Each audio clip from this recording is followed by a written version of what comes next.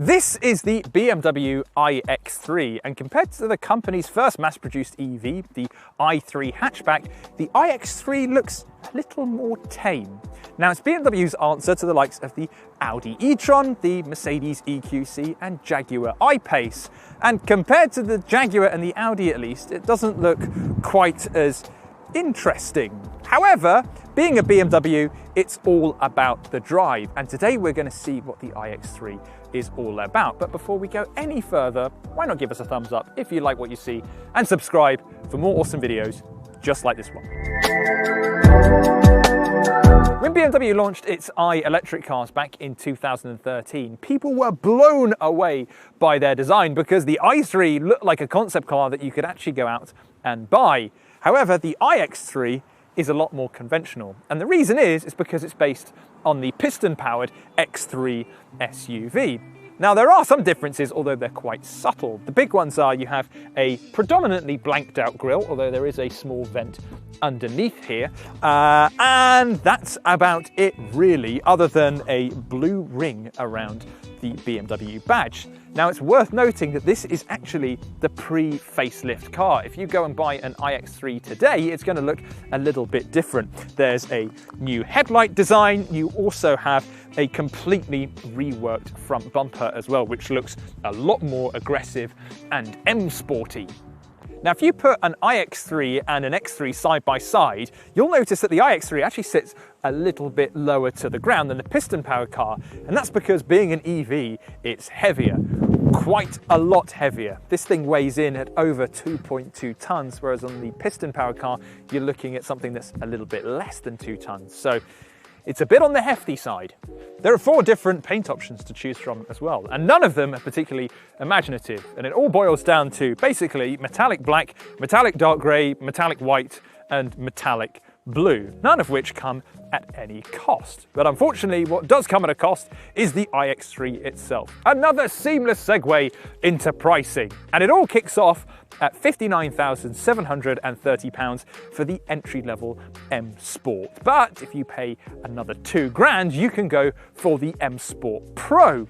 Now, mechanically, they're identical, but the main differences are you get some gloss black elements on the outside, you also get larger wheels, 20 inches instead of 19, and there's also a suite of semi-autonomous driving modes, among some changes on the inside, which I'll get to in a bit. But we've got plenty of deals on new iX3s over at yesauto.co.uk, so you don't have to spend full price if you don't want to.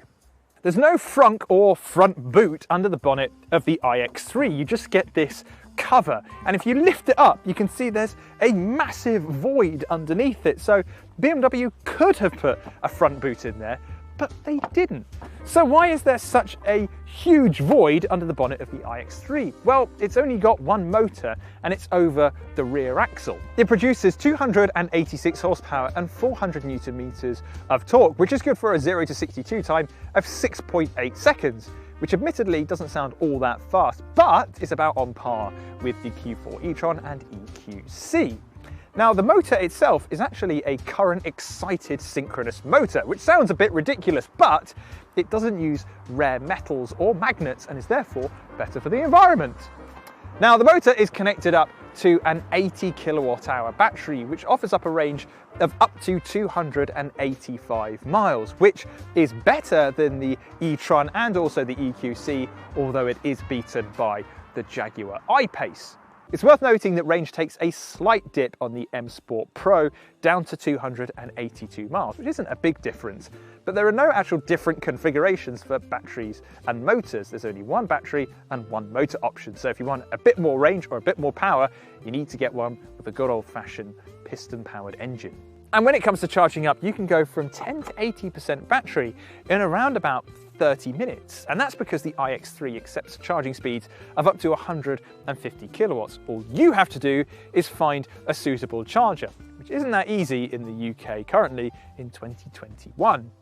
Now, you can also get 60 miles of range in around about 10 minutes. So if you don't have 30 minutes to kill, you can get a bit of range and get on your way to that important business meeting. All iX3s come with an electrically operated tailgate, and when you utilise it, you'll open up 510 litres of storage, which is actually 40 litres less than what you get on the regular X3. And that's mainly because the batteries are stored at the back of the car, but 40 litres isn't all that much. There's still plenty of space back here, and you have a relatively low load lip as well. Now we've got some charging cables here, and you might be wondering, is there nowhere else to put them? And the answer is, well, sort of. There is a relatively deep bin underneath the boot floor, but that's also taken up by a tyre repair kit as well as more cables. So you're going to have to just leave these in the boot if you want to take them with you. There's also some netting as well if you want to divide stuff up. So the iX3 really is suited for family living. Inside the iX3's cabin is largely the same as the regular X3, although there are some subtle differences to tell you that you're in the electric car, such as the iX3 name on a metal plaque in the center console, the BMW i name on the door sills, as well as blue highlights on the gear selector and steering wheel. You also get bespoke graphics on the driver's display and central infotainment screen to reflect the fact that you're in an EV. This model comes with the cream leather interior, and the seats feel really very nice. However, I will say that the cream does highlight some cheaper plastics kind of around here on the center console, which the black interior would do a better job of covering up.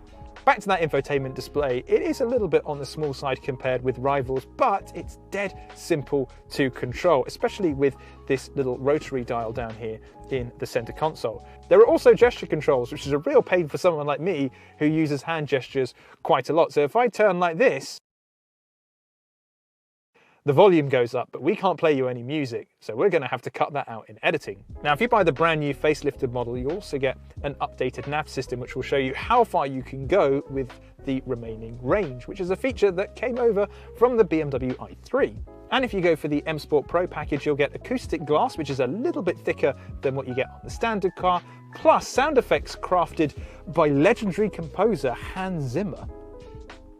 The back of the iX3 is actually quite impressive. So I'm just under 6 foot, but legroom isn't all that bad. It's not super spacious, but I think if you were just over 6 foot, you'd still be able to fit in here without it being too much of a squeeze. And the same goes for headroom, even though we've got a panoramic roof, and that usually cuts into headroom quite a bit, but it's very spacious in the back of the iX3. There's also quite a lot of creature comforts back here as well. So we've got an armrest with not only a couple of cup holders, but you also get quite a big storage tray as well. There are a couple of USB-C ports and climate controls back here to mess around with too. But the thing that I find the most impressive is it's actually really comfortable back here. A lot of electric cars really struggle with getting the back seats right because the way that the batteries kind of are positioned, it means that you can often feel like your legs are really far up in the air because the seat is positioned really low down to the floor. But in the iX3, they've got it pretty much just right. So when you're sat still, the iX3 feels pretty much like a regular X3, but it's when you're out on the road that things start to feel really quite different. Now, I want to address something I mentioned earlier of where the iX3 didn't sound like it was a very powerful car, but when you put it in sport mode, it really gets a move on.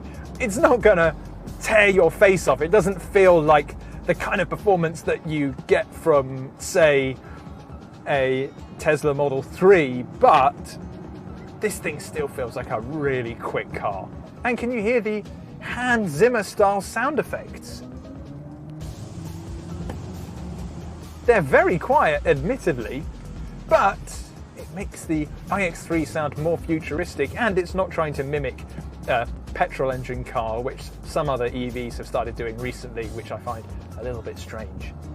But yes, if you're worried that the iX3 isn't going to be quite as punchy as you would have hoped, well, it really does feel like a very quick car and does a great job of disguising that 2.2 ton weight.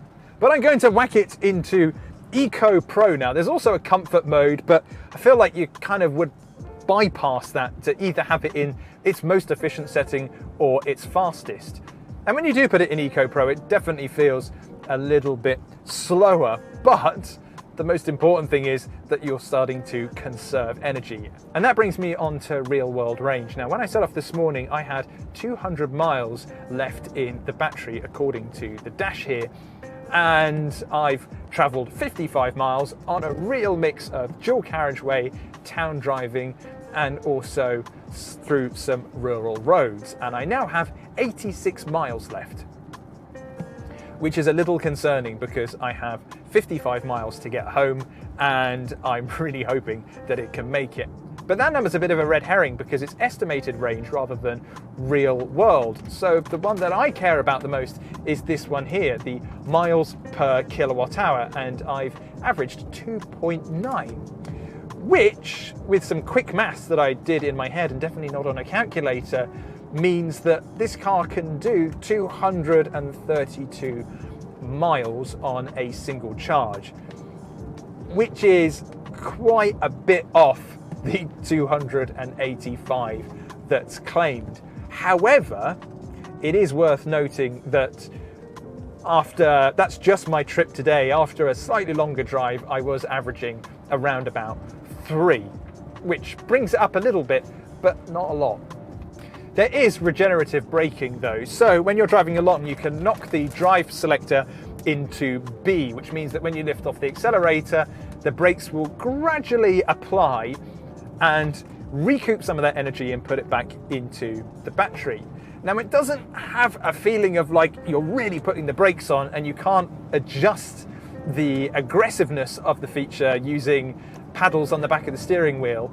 However, it's nice to know that it's there. You're not really going to be able to do much one-pedal driving, but when you do lift off, at least you have that peace of mind knowing that you're topping up your battery a little bit, which is certainly helping me at the moment because the longer I film this, the more anxious I get about being able to make it home without having to recharge.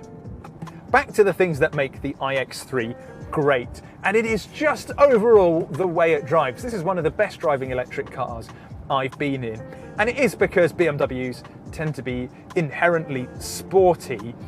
That being said, it does feel very comfortable. We do have adaptive dampers in here, which means that the ride can be adjusted. So if it's in a sporty mode, it can be a little bit firmer and, you know, kind of really keep the car flat in the corners. Or as I've got it at the moment in eco mode or in comfort, it can just slacken off a little bit and things can become a bit more comfortable. It is a really well-sorted product. Sure, it's not as exciting to look at as the i3 or the hybrid i8, but BMW seems to be shifting its focus to electrifying its entire lineup rather than kind of treating EVs as a separate business. And so the iX3 doesn't really feel like a novelty. It just feels like a really good electric SUV. Now, I'll need to wait and see what something like a Tesla Model Y is like in comparison to this, but compared to its rivals, I think the iX3 is the most satisfying to drive and on paper also has the better range, unless you go for a Jaguar.